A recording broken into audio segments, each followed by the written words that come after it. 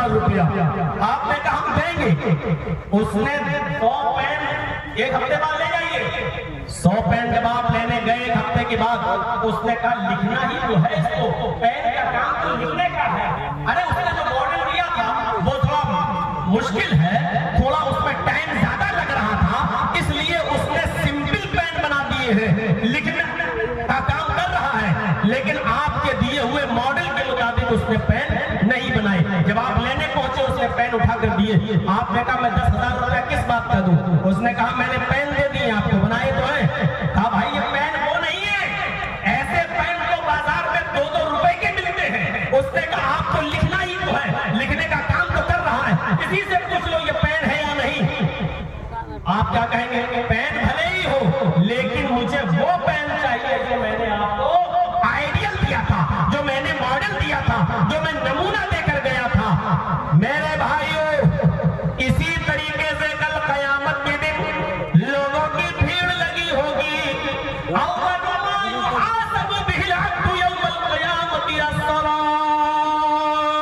कयामत के दिन सबसे पहले जो हिसाब किताब अल्लाह के यहाँ होगा, मैदान महशर में जो हमसे सबसे पहले हिसाब किताब लिया जाएगा वो नमाज के ताल्लुक से लिया जाएगा। सबसे पहले जो पूछताछ होगी वो नमाज के ताल्लुक से होगी। लोगों की एक भीड़ लगी होगी। कुछ ऐसे होंगे जो यहाँ नियत बांधे पूरी जिंदगी नमाजें पढ़ते रहे होंगे। कुछ ऐसे होंगे जो यहाँ नियत बांधे जिन्होंने पूरी जिंदगी नमाज पढ़ी। कुछ ऐसे होंगे जिन्होंने पेट में नियत बांध के नमाजें पढ़ी। कुछ ऐसे होंगे जिन्होंने हाथ छोड़ के नमाजें पढ़ी। ऐसे होंगे जिन्होंने रफुल यदैन किया होगा। कुछ ऐसे भी होंगे जिन्होंने नहीं किया होगा। कुछ ऐसे होंगे जिन्होंने इमाम के पीछे सूरह फातिहा पढ़ी होगी। और कुछ ऐसे होंगे जो इमाम के पीछे सूरह फातिहा पढ़ने को जुर्म अजीम मानते होंगे। वो कहते होंगे जहन्नम के अंगारे मुंह में रखे जाएंगे अगर हमने इमाम के पीछे सूरह फातिहा पढ़ ली, इसलिए नहीं पढ़ना चाहिए। कुछ ऐसे होंगे, कुछ वैसे होंगे, और अल्लाह हिसाब किताब लेगा। हमने जो नमाज फर्ज की थी तुमने पढ़ी या नहीं पढ़ी, सब अपने अपने जवाब देंगे। इधर मांगने वाले भी, इधर मांगने वाले भी, इधर मांगने वाले भी, हाथ छोड़कर नमाज पढ़ने वाले भी, 8 रकात तरावी वाले भी होंगे, 20 रकात तरावी वाले भी होंगे, ज़ुहर की 10 पढ़ने वाले और 12 वाले भी होंगे, इशा की 7 रकात को जरूरी समझने वाले और कुछ 17 से 1 रकात कम पढ़ने वाले भी होंगे। हर दिन लोग कयामत के दिन होंगे। अल्लाह पूछेगा तुमने नमाज पढ़ी या नहीं पढ़ी, जो हमने फर्ज की थी, सब अपना हिसाब किताब देंगे। वो कहेंगे नमाज तो है। आवाज आएगी यहाँ ये मत बताओ कि तुम कैसे पढ़ते थे। लोगों, हमने नमाज सिखाने के लिए, हमने नमाज का तरीका बताने के लिए, हमने जनाबे मोहम्मद रसूलुल्लाह को अपना आखिरी नबी बनाकर भेजा था।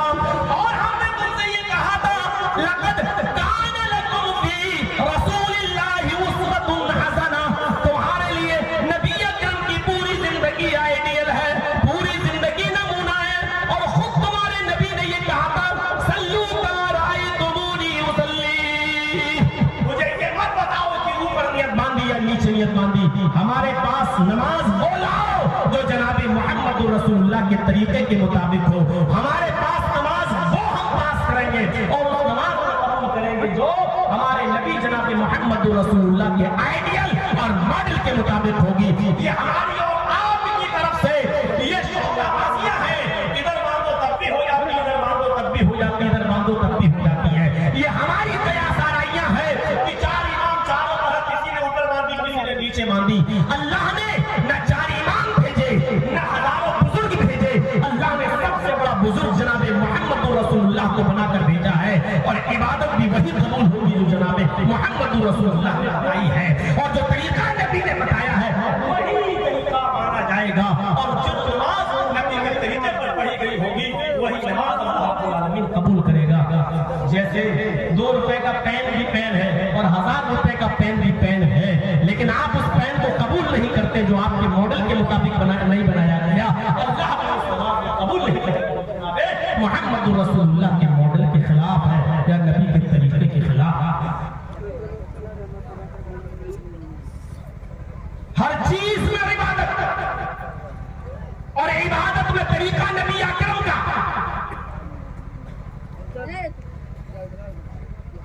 जानते हो अभी कुछ दिन पहले ये इजराइल और फिलिस्तीन की लड़ाई में हमारे लखनऊ में किसी ने यूट्यूब पे डाला, बहुत उसका शोर हुआ कि साहब हम फिलिस्तीन के मुसलमानों के लिए एक दिन का रोजा रखेंगे। चलो। और उत्तर प्रदेश के अंदर लोग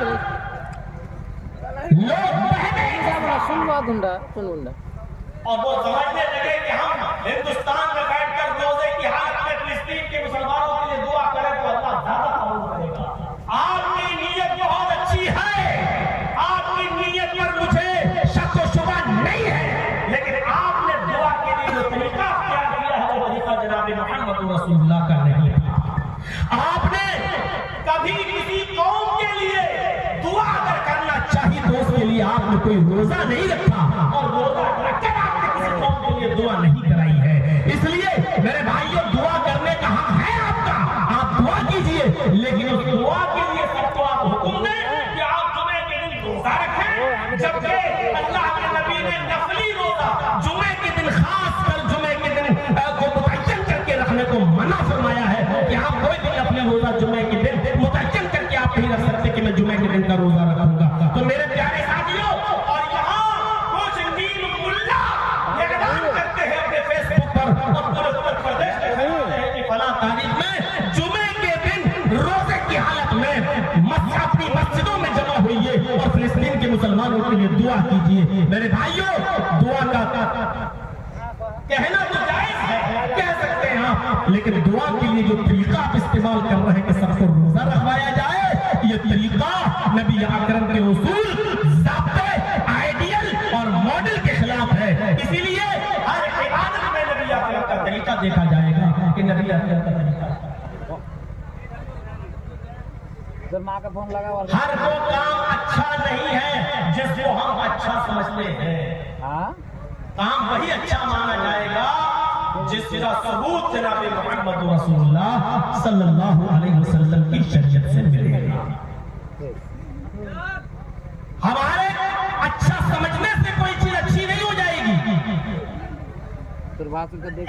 हमारे अच्छा समझने से कोई चीज अच्छी नहीं हो जाएगी।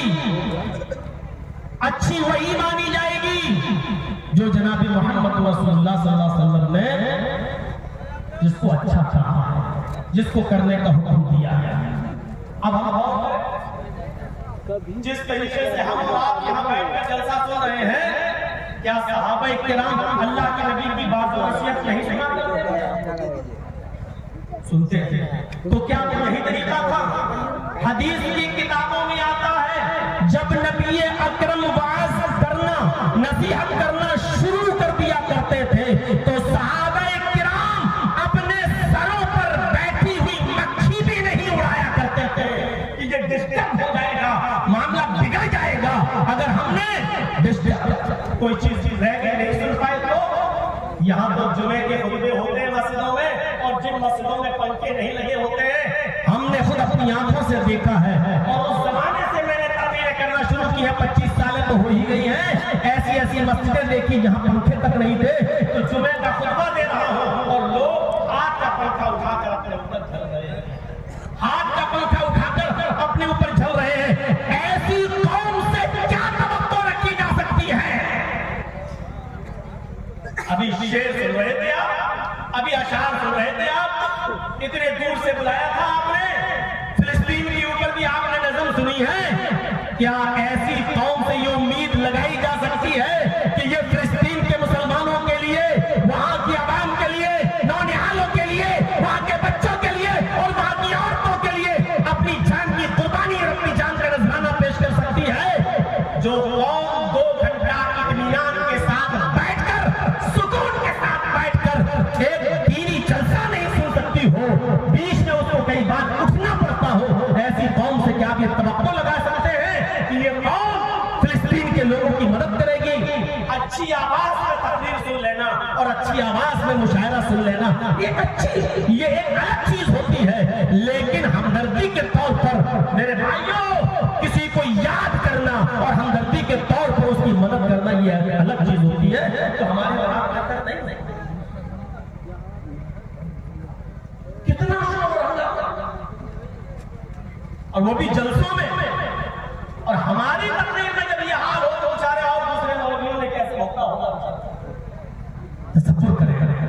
भैया बैठ जाओ या उठ के चले जाओ, मुझे मालूम है कि कुत्ते की तुम टेढ़ी रहते हैं उसी भी नहीं हो सकती, चाहे 100 साल नल के पाइप में रखो, वो हम कितना भी चीखेंगे वो आप वही करोगे जो करते आ रहे हो। 25 साल से नहीं सुधरी कौन को आप क्या सुधरेगा? ठीक है, जाना तो जाओ, शुगर के मरीज हो, पेशाब ज्यादा तो जाइए। तो मेरे भाइयों सुनिए, लक़द कान लकुम फी रसूलिल्लाहि उस्वतुन हसना, हर चीज में नबी का उसवा देखा जाएगा। आप दुआ के लिए कह रहे हैं ठीक, लेकिन दुआ के लिए अल्लाह के नबी ने कभी रोजे का हुक्म नहीं दिया कि रोजा रख कर दुआ करो। वो अलग बात है कि बहुत सी जंगें रमजान के महीने में हुई, सहाबा किराम ने इसलिए रोजा रखा क्योंकि रमजान का महीना था, रोजा फर्ज था, वो फर्ज रोजा भी रखते थे और जिहाद भी करते थे, वो एक अलग मसला है। लेकिन जब रमजान का महीना न हो तो ऐसी सूरत में आप किसी कौम के लिए दुआ करना चाहें तो उसके लिए स्पेशल रोजा रखना ये जायज नहीं है। इसके जवाब की दलील आपको कुरान और हदीस से देना पड़ेगी जो आपके पास नहीं है। अच्छा काम वो नहीं है जो आप बता रहे हैं, अच्छा काम वो है जो जनाब मुहम्मद रसूलुल्लाह सल्लल्लाहु अलैहि वसल्लम बताएं, उसको अच्छा माना जाएगा। नमाज का मसला हो, रोजे का मसला हो, कोई भी मसला हो, हर चीज में हमें अल्लाह और उसके रसूल को देखना पड़ेगा। हमें ये देखना पड़ेगा कि शरीयत क्या कहती है, हमें ये देखना पड़ेगा कि शरीयत क्या कहती है। मैंने दिवाली के जब से वाकया सुनाया था, देखिए लोग कितना डरते थे। सही बुखारी के अंदर एक वाकया आया है, हजरत उमर फारूक और हजरत अम्मार इब्न यासिर दोनों एक सफर में है। चाचा बैठ जाओ, चाची सो गई होगी, किसी काम की नहीं है, बेकार अचार है, जाओ जाओ जाओ जल्दी जल्दी, सामने से लेकर के तो हजरत अम्मार भी एक सफर में है, हजरत उमर फारूक भी एक सफर में है, और दोनों का गुजर एक जंगल से हो रहा है। सफर जंगल से गुजरे, सहरा से गुजरे, दोनों ने सोचा कि सुबह सफर करेंगे, अभी सो जाएंगे। उन्होंने अपनी अपनी चादरें बिछाई और दोनों सो गए। अब सुनिएगा, जो असल वाकया सुनाना चाहता हूँ उस वाकये से मैं आपको जोड़ रहा हूँ। देखिए साहबा किराम शरीयत के मामले में कितने मोहतात थे, कोई काम करे या न करे इस मामले में कितने मोहतात थे। आज तो छत से मुफ्ती फतवा दे देता है कि रोजा रखो और दुआ करो। ये पढ़े लिखे मुफ्ती नहीं होते, ये मुफ्त में डिग्री मिलने वाले मुफ्ती होते हैं। जिनको बैठे बैठाए डिग्री मिल गई, ये बेचारे वो मुफ्ती हैं जिनको मुफ्त में डिग्री मिली हुई है। जिनसे दलील मांगो तो कहते हैं बुरा काम, अरे अच्छा ही काम तो है, ये काम तो अच्छा ही तो है, बुरा काम थोड़ी है ये। हजरत उमर फारूक भी सफर में, हजरत अम्मार भी सफर में, दोनों सहरा से गुजर रहे हैं, सहरा पे सो जाते हैं। फजर की नमाज पढ़ने के लिए दोनों उठते हैं और दोनों के पास पानी नहीं है। फजर की नमाज पढ़ने के लिए दोनों सहाबी उठते हैं और दोनों को गुस्ल की जरूरत पड़ जाती है। समझ रहे हैं आप? इशारा काफी है, दोनों को गुस्ल की जरूरत पड़ जाती है, यानी दोनों ही जुनबी हो जाते हैं। इंसान है, फितरत है, दोनों को एहतराम हो जाता है, दोनों को गुस्ल की जरूरत पड़ जाती है। अब देखिए गुस्ल के लिए पानी नहीं है, गुस्ल के लिए पानी नहीं है। हजरत अम्मार कहते हैं अरे उमर मुझे गुस्ल की जरूरत है। हजरत उमर कहते हैं अम्मार मुझे भी तो गुस्ल की जरूरत पड़ गई है, पानी दोनों के पास नहीं है। हजरत अम्मार कहते हैं चिंता न करो, अगर पानी नहीं है तो हमारे पास नबी अकरम सल्लल्लाहु अलैहि वसल्लम की हदीस है। अब सुनिए तरीका देखिए। हजरत अम्मार कहते हैं मेरे पास नबी का तरीका है। अल्लाह के नबी सल्लल्लाहु अलैहि वसल्लम ने फरमाया कि जब पानी न मिले तो पाक मिट्टी से तयम्मुम कर लिया करो। हजरत उमर कहते हैं अय अम्मार यह हदीस तो मैंने भी सुनी, नबी का ये फरमान मैंने भी सुना। जब अल्लाह के नबी ने ये बात कही थी उस वक्त मैं भी उस मजलिस में मौजूद था, लेकिन बात वुजू की थी, गुस्ल की नहीं। यानी अल्लाह के नबी ये फरमा रहे थे जब वुजू के लिए पानी तुम्हें न मिले, जब वुजू के लिए पानी तुम न पाओ तो तुम पाक मिट्टी से तयम्मुम कर लिया करो।